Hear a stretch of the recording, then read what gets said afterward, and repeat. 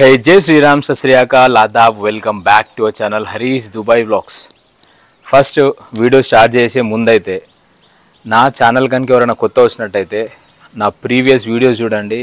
ఆ వీడియోస్ మీకు నచ్చితే సబ్స్క్రైబ్ చేసేసుకోరు. సో ప్లస్ ఇవాళ టాపిక్ వచ్చేసి ఏంది అని అంటే దుబాయ్కి మస్తు మంది విజిట్ వీసాల రావాలా అని చెప్పేసి అని అనుకుంటున్నాను.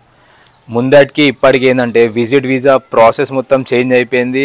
కొంచెం రూల్స్ అండ్ రెగ్యులేషన్స్ కూడా చేంజ్ అనేది అయిపోయినాయి. ప్రజెంట్ సినారియో ఏముంది అంటే విజిట్ వీసాలో వచ్చేటోళ్ళకి రూల్స్ అండ్ రెగ్యులేషన్స్ ఏం పాటించాలి, ఏమేం డాక్యుమెంట్స్ మన దగ్గర పెట్టుకోవాలి, ఇవన్నీ వచ్చేసి నేను ఈ వీడియోలను అయితే చెప్పేస్తా. కాబట్టి ఈ వీడియో మీరు లాస్ట్ ఎండ్ వరకు అయితే చూడండి. రైట్, ఫస్ట్ సినారియో వచ్చేసి ఏంది అని అంటే విజిట్ వీసాలో దుబాయ్కి వచ్చేటోళ్ళకి కొన్ని రెగ్యులేషన్స్ ఉన్నాయి, రూల్స్ అండ్ రెగ్యులేషన్స్. ముందు ఏంది అంటే కొన్ని కంట్రీస్కే ఉండే, లైక్ పాకిస్తాన్, బంగ్లాదేశ్, ఆ కంట్రీస్కి అనేటివి ఈ రూల్స్ అండ్ రెగ్యులేషన్స్ అనేటివి ఉండే. కానీ ప్రజెంట్ వచ్చేసి అవి మన ఇండియా వాళ్ళకు కూడా వర్తిస్తుంది. ఫస్ట్ ఏంది అని అంటే ఎవరైతే విజిట్ వీసాల దుబాయ్కి వస్తున్నారో ఫస్ట్ రిటర్న్ టికెట్ అనేది కంపల్సరీ వాళ్ళ దగ్గర ఉండాలి. లేదు మనం డమ్మీ టికెట్ తీసుకొని వెళ్తాము అని చెప్పేసి అని అంటే ఒకప్పుడు నడిచింది, ప్రజెంట్ అయితే ఆ డమ్మీ టికెట్ అయితే నడవదు మనకి. కాబట్టి మనకి ఒరిజినల్ రిటర్న్ టికెట్ అనేది కంపల్సరీ తీసుకొని అయితే పోవాలి. మళ్ళా సెకండ్ వచ్చేసి మీరు విజిట్ వీసాలో దుబాయ్కి పోతున్నారు కదా, అక్కడ స్టేయింగ్ అంటే లైక్ మీరు హోటల్స్లో ఉంటారా, ఎక్కడ ఉంటారు, ఏంది ఏం కథ, వీటికి సంబంధించిన కొన్ని డాక్యుమెంట్ అంటే హోటల్లో ఉంటారు కదా, హోటల్ బుకింగ్ ఏదైతే చేసుకుంటారో అది వచ్చేసి మీ దగ్గర ఉండాలా. లేదు అని అనుకుంటే మీ రిలేటివ్స్ ఎవరైనా ఉన్నారు అని చెప్పేసి అని అనుకుంటే వాళ్ళకి కొన్ని డాక్యుమెంట్స్ అనేవి మీ దగ్గర చూపెట్టాల్సి వస్తుంది. లైక్ ఎమిరేట్స్ ఐడి ఉంటుంది కదా, ఆ డాక్యుమెంట్ అనేది వాళ్ళకి మనం చూపెట్టాలి ఇమ్మిగ్రేషన్ దగ్గర.